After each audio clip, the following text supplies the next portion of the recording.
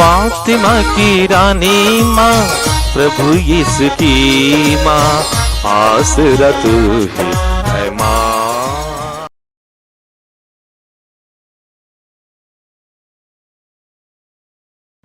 पहला पाठ न्यायकर्ताओं का ग्रंथ, अध्याय 6, पद संख्याएं 11 से 24 तक। प्रभु का दूत आया और ओफ्रा के बलूत वृक्ष के नीचे बैठ गया। यह वृक्ष अबीएजेर वंशी ओआज का था। ओआज का पुत्र गिलओन इसलिए अंगूर पेरने के कुल्हू में गेहूं दांव रहा था कि वह उसे मिद्यानियों से छिपाकर रखे।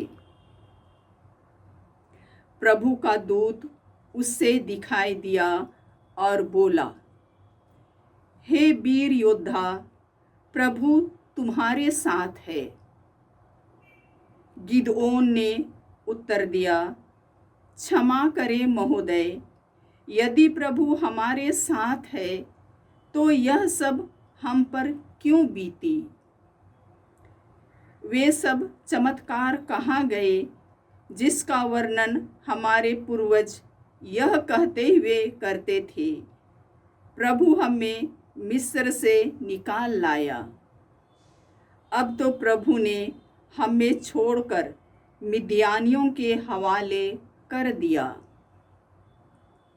प्रभु ने उससे संबोधित करते हुए कहा, तुम मिद्यानियों से युद्ध करने जाओ। तुम अपनी शक्ति के बल पर इस्राएल को उनके हाथ से बचा सकते हो। मैं ही तुमको भेज रहा हूँ। गिदओन ने उत्तर दिया, क्षमा करें महोदय, मैं इस्राएल को कैसे बचा सकता हूँ?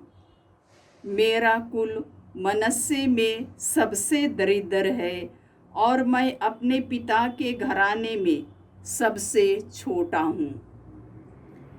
किंतु प्रभु ने कहा, मैं तुम्हारे साथ रहूँगा। तुम मिद्यानियों को परास्त करोगे मानो वे एक ही आदमी हों। गिदओन ने निवेदन किया, यदि मुझ पर आपकी कृपा दृष्टि हो तो मुझे एक ऐसा चिन्ह दीजिए जिससे मैं जान सकूं कि आप ही मुझसे बोल रहे हैं। आप कृपया यहाँ से तब तक ना जाएं जब तक मैं आपके पास ना लौट आऊं। मैं अपना चढ़ावा लेकर आऊँगा और आपके सामने रखूँगा। उसने उत्तर दिया, मैं तुम्हारे लौटने तक यहाँ रहूँगा। गिदओन ने जाकर बकरी का एक बच्चा पकाया और एक एफा मैदे की बेखमीर रोटियां बनाई। उसने एक टोकरी में मांस रखा और एक पात्र में शोरबा उंडेला। फिर उसने उन्हें ले जाकर बलूत के नीचे स्वर्गदूत के सामने रख दिया। प्रभु के दूत ने उससे कहा, मांस और रोटियां वहाँ चट्टान पर रखो और उस पर शोरबा उंडेल दो। उसने यही किया।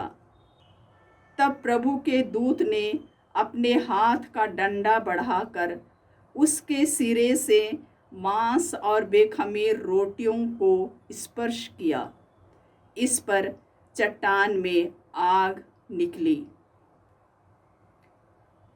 जिसने मांस और बेखमीर रोटियों को भस्म कर दिया। और प्रभु का दूत गिदओन की आँखों से ओझल हो गया। तब गिदओन समझ गया कि वह प्रभु का दूत था और उसने कहा, हाय हे प्रभु ईश्वर, मैंने प्रभु के दूत को आमने सामने देखा है। किंतु प्रभु ने उसे आश्वासन दिया, तुम्हें शांति मिले, मत डरो, तुम नहीं मरोगे। गिदोन ने वहाँ प्रभु के लिए एक वेदी बनाई और उसका नाम प्रभु शांति रखा। प्रभु की वाणी। ईश्वर को धन्यवाद। भजन अनुवाक्य। प्रभु अपनी प्रजा को शांति का संदेश देता है। प्रभु अपनी प्रजा को शांति का संदेश देता है। प्रभु ईश्वर जो कुछ कहता है मैं उसे ध्यान से सुनूंगा। वह अपनी प्रजा को, अपने भक्तों को तथा पश्चातापियों को शांति का संदेश सुनाता है। अनुवाक्य। प्रभु अपनी प्रजा को शांति का संदेश सुनाता है। प्रभु अपनी प्रजा को शांति का संदेश सुनाता है। दया और सच्चाई, न्याय और शांति ये एक दूसरे से मिल जाएंगे। सच्चाई पृथ्वी पर पनपने लगेगी और न्याय स्वर्ग से हम पर दया दृष्टि करेगा। अनुवाक्य। प्रभु अपनी प्रजा को शांति का संदेश देता है। प्रभु अपनी प्रजा को शांति का संदेश देता है। प्रभु हमें सुख शांति प्रदान करेगा और पृथ्वी फल उत्पन्न करेगी। न्याय उसके आगे आगे चलेगा और शांति उसके पीछे पीछे आती रहेगी। अनुवाक्य। प्रभु अपनी प्रजा को शांति का संदेश देता है। प्रभु अपनी प्रजा को शांति का संदेश देता है। जय घोष। हालेलुया। यीशु मसीह धनी थे, किंतु आप लोगों के कारण निर्धन बने, जिससे आप लोग उनकी निर्धनता द्वारा धनी बन जाएं। हालेलुया।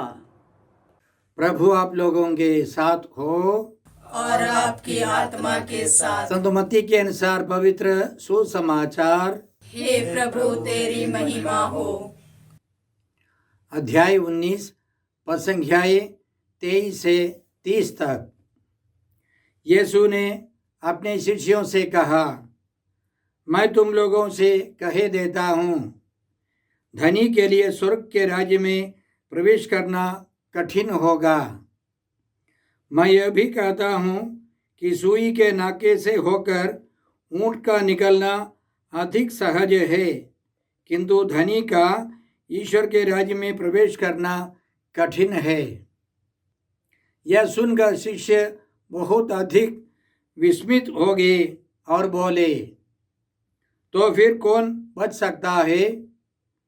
उन्हें स्थिर दृष्टि से देखते हुए यीशु ने कहा, मनुष्यों के लिए तो यह असंभव है, ईश्वर के लिए सब कुछ संभव है। तब पेतरुस ने यीशु से कहा, देखिए, हम लोग अपना सब कुछ छोड़कर आपके अनुयायी बन गए हैं, हमें क्या मिलेगा? यीशु ने अपने शिष्यों से कहा, मैं तुम अपने अनुयायियों से कहे देता हूँ, मानव पुत्र जब पुनरुत्थान में अपने महिमामय सिंहासन पर विराजमान होगा, तब तुम लोग भी 12 सिंहासनों पर बैठकर इस्राएल के 12 वंशों का न्याय करोगे। और जिसने मेरे लिए घर, भाई बहनों, माता पिता, पत्नी, बाल बच्चों अथवा खेतों को छोड़ दिया है, वह 100 गुना पाएगा और अनंत जीवन का अधिकारी होगा। बहुत से लोग जो अगले हैं पिछले हो जाएंगे, और जो पिछले हैं अगले हो जाएंगे। प्रभु का सुसमाचार। हे क्रिस्त तेरी स्तुति हो। क्रिस्त में प्रिय भाई और बहनों, आज का पहला पाठ न्यायकर्ताओं के ग्रंथ से हैं। अध्याय 6 पद संख्याएं 11 से 24 तक। इसमें हमने इस प्रकार सुना, प्रभु का दूत आया और ओर्फा के बलूत वृक्ष के नीचे बैठ गया। यह वृक्ष अबीएजेर वंशी योआश का था। योआश का पुत्र गिदयोन इसलिए अंगूर पेरने के कोल्हू में गेहूं दाव रहा था कि वह उसे मिद्यानियों से छिपा कर रखे। प्रभु का दूत उसे दिखाई दिया और बोला, हे वीर योद्धा, प्रभु तुम्हारे साथ है। गिदयोन ने उत्तर दिया, क्षमा करे महोदय, यदि प्रभु हमारे साथ है तो यह सब हम पर क्यों बीती? वे सब चमत्कार कहाँ गए जिनका वर्णन हमारे पूर्वज यह कहते हुए करते थे, प्रभु हमें मिस्र से निकाल लाया। अब तो प्रभु ने हमें छोड़कर मिद्यानियों के हवाले कर दिया। प्रभु ने उसे संबोधित करते हुए कहा, तुम मिद्यानियों से युद्ध करने जाओ। तुम अपनी शक्ति के बल पर इस्राएल को उनके हाथ से बचा सकते हो। मैं ही तुमको भेज रहा हूँ। भाई और बहनों, ईश्वर का चुनाव, ईश्वर की बुलाहट बहुत अजीब है। ईश्वर ने इब्राहिम को बुलाया, अलग कर दिया, एक विशेष जनता के गठन के लिए, एक गोत्र बनाने के लिए। ईश्वर ने फिर मूसा को बुलाया, वो हत्यारा था, हकलाकर बोलता था, वह अयोग्य था। ईश्वर ने इसी तरह गिदयोन को चुना, जो बाहर डरपोक था, लेकिन ईश्वर ने उसे क्या बुलाया? हे वीर योद्धा। ईश्वर ने उसके अंदर वीरता देखी। बाहर वह डरपोक था, इसलिए अंगूर पेरने के कुंड में वह गेहूं दाव रहा था। मिद्यानियों के डर से वह छिप रहा था, अपने को उनके सामने प्रकट करना नहीं चाहता था, इतना डरपोक था, भय से कांपने वाला। लेकिन ईश्वर ने उसको वीर योद्धा बुलाकर उसका मनोबल बढ़ाया और उसने एक सबूत मांगा कि ईश्वर ने उसको बुलाया है, वास्तव में ईश्वर ने उसे चुना है। हम यह सीखते हैं कि ईश्वर अपने चुने हुए लोगों को विशेष रूप से बचाना चाहता है। उसके लिए ईश्वर कमज़ोर लोगों को बुलाता है और कृपा देकर ऐसे लोगों को शक्तिशाली बनाता है। उदाहरण के लिए मूसा को उसने चुना, बुलाया, पवित्र किया और पुराने व्यवस्थान का सबसे महान नेता है मूसा। उसी तरह प्रभु यीशु ने गलीलिया के मछुओं को बुलाया, उनको शक्ति दी, उनको वरदान दिया, उनको पवित्र किया, उनको पवित्र आत्मा से भर दिया। वे सब पवित्र आत्मा की शक्ति पाकर नए प्रेरित, शक्तिशाली प्रेरित बने और वे सारे प्रदेश में घूम कर प्रभु का प्रचार करने लगे। हम याद रखें, हम भी कमज़ोर हैं। हमको प्रभु बुलाते हैं अपनी सेवा के लिए, स्वर्ग राज्य के विकास के लिए हमको भी अपना योगदान देना है। ईश्वर के राज्य के विस्तार के लिए, शैतान के राज्य को समाप्त करने के लिए हम सबों को अपना अपना योगदान देना है। ईश्वर की इस बुलाहट के लिए हम उसे धन्यवाद देते हैं और प्रार्थना करते हैं कि हम उसकी इच्छा के अनुसार, प्रभु यीशु के नियमों के अनुसार हम लोग आगे बढ़ सके। आज के सुसमाचार में प्रभु यीशु ने एक बहुत बड़ा सत्य बताया। धनियों के लिए स्वर्ग राज्य में प्रवेश करना कितना कठिन है। इसका कारण यह था, इसके पहले एक व्यक्ति प्रभु यीशु के पास आया। वह अनंत जीवन प्राप्त करना चाहता था, ईश्वर के कुछ नियमों का पालन करता था। यीशु ने उसको इसी तरह समझाया, यदि तुम पूर्ण होना चाहते हो तो जाओ और अपनी सारी संपत्ति बेचकर गरीबों को दे दो, और स्वर्ग में तुम्हारे लिए पूंजी रखी रहेगी। तब आकर मेरा अनुसरण करो। यह सुनकर वह नवयुवक बहुत उदास होकर चला गया, क्योंकि वह बहुत धनी था। वह धनी था, अपना धन गरीबों को देना नहीं चाहता था। वह धन से हाथ धोना नहीं चाहता था। उसका ईश्वर धन था। इसलिए यीशु ने यह दृष्टांत के रूप में समझाया। सुई के नाके से होकर ऊंट का निकलना अधिक सहज है, किंतु धनी का ईश्वर के राज्य में प्रवेश करना कठिन है। तो जब शिष्यों ने यीशु से पूछा तो यीशु ने यह बताया, ईश्वर के लिए सब कुछ संभव है, मनुष्य के लिए यह संभव नहीं है। विशेष कृपा से ही धनी उदार बन सकता है, तब वह स्वर्गराज्य में प्रवेश कर सकता है।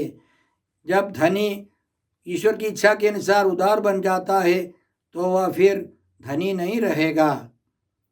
प्रभु यीशु ने यह भी अपने पहले प्रवचन में बताया, पृथ्वी पर अपने लिए पूंजी जमा नहीं करो, जहाँ मोर्चा लगता है, कीड़े खाते हैं और चोर सेंध लगाकर चुराते हैं।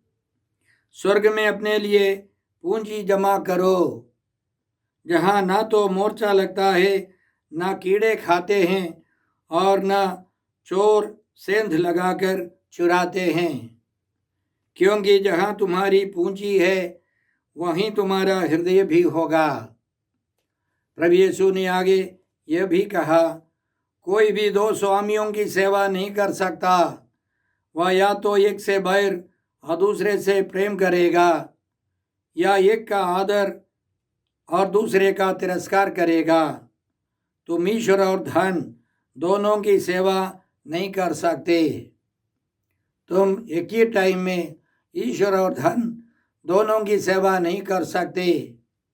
हमें ईश्वर को खोजना है, स्वर्ग में पूंजी जमा करना है, तभी हमारा जीवन सफल होगा। याद रखें, पुराने व्यवस्था में याकूब के 12 पुत्र थे, उनसे 12 गोत्र निकले। प्रभु यीशु एक नया इस्राएल की शुरुआत करने आए हैं। इसलिए यीशु ने कहा, मानव पुत्र जब पुनरुत्थान में अपने महिमामय सिंहासन पर विराजमान होगा, तब तुम लोग भी 12 सिंहासनों पर बैठकर इस्राएल के 12 वंशों का न्याय करोगे। यीशु के साथ वे न्याय करेंगे। और यीशु ने यह भी महत्वपूर्ण बात बताई, जिसने मेरे लिए सब कुछ छोड़ दिया है, घर, रिश्तेदार और खेत, घर और खेत संपत्ति है, भाई बहन, माता पिता, पत्नी या पति, बाल बच्चे, परिवार के लोग, उन सबों को समर्पित करना है, तो प्रभु यीशु 100 गुनी आशीष देंगे और अनंत जीवन देंगे। ईश्वर का नियम है, हमें उदार बन करके 10 में से 1 हिस्सा मंदिर में चढ़ाना है। पुराने व्यवस्था में दशमांश का नियम था। उदारता पूर्वक प्रभु की स्तुति करते रहो और प्रथम फलों के चढ़ावे में कमी मत करो। ईश्वर ने इसी तरह आदेश दिया था कि तुम्हारी संपत्ति में 10 में से 1 हिस्सा मंदिर में, 1 हिस्सा गरीबों के बीच में और 1 हिस्सा अपने रिश्तेदारों के बीच में बांटना है, दान देना है। वो आपका हिस्सा नहीं है, वह ईश्वर का है। और बाकी 10 में से 7 हिस्सा आपके साथ रहेंगे। तो ईश्वर ने वादा किया, प्रभु प्रतिदान करता है, वह तुम्हें 7 गुना लौटा देगा। प्रवक्ता ग्रंथ अध्याय 35 में हम ये पढ़ते हैं। नए व्यवस्था में यीशु पूर्ण रूप से समर्पित करने के लिए आज्ञा देते हैं। जिसने मेरे लिए घर, भाई बहनों, माता पिता, पत्नी, बाल बच्चों अथवा खेतों को छोड़ दिया है, वो 100 गुना पाएगा। उसमें दशमांश की बात नहीं है, हमें पूर्ण रूप से समर्पित करना है। आदिम कलीसिया के विश्वासी लोग सब कुछ बेचकर प्रेतों के चरणों में समर्पित करते थे। सबों का साझा था।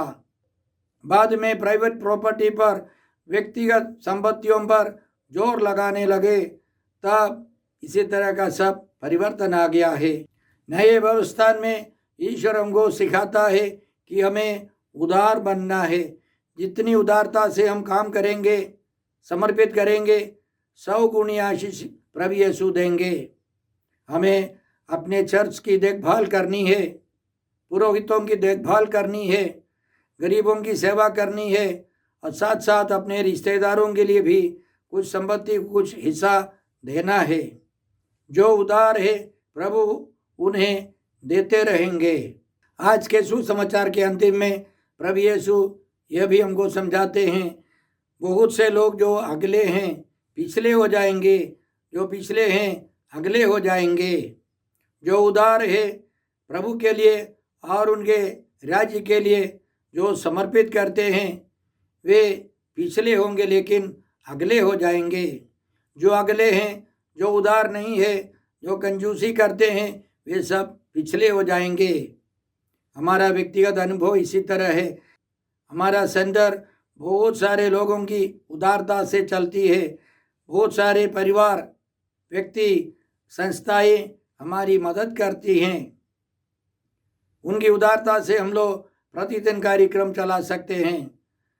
बाइबल सस्ती दर में हम लोग बेच सकते हैं, और उसी तरह सभी कार्यक्रम सस्ती दर में हम लोग इसलिए चला सकते हैं क्योंकि बहुत सारे उदार व्यक्ति हमारी सहायता करते हैं, आर्थिक सहायता करते हैं, प्रार्थना हमारे लिए करते हैं, और शारीरिक रूप से भी वे हमारी सहायता करते हैं। प्रभु उनको सुरक्षित रखते हैं, उनको 100 गुना प्रतिदान करते हैं। आइए हम प्रभु से प्रार्थना करें कि हम धन के लालच से दूर रहें, हम उदार बने, ताकि प्रभु यीशु के समान हम भी उदार बनकर ईश्वर के राज्य में प्रवेश करें।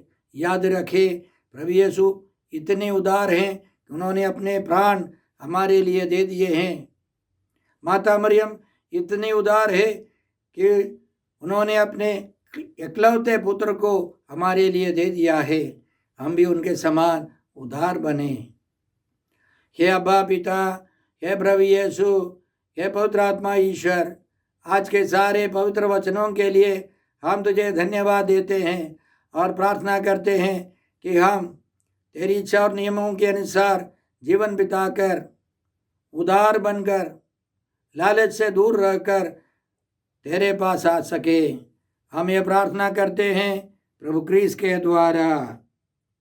हमारे प्रभु यीशु क्रिस्त की कृपा, ईश्वर का प्रेम और पवित्र आत्मा का साहचर्य आप सबों को प्राप्त हो। आमीन।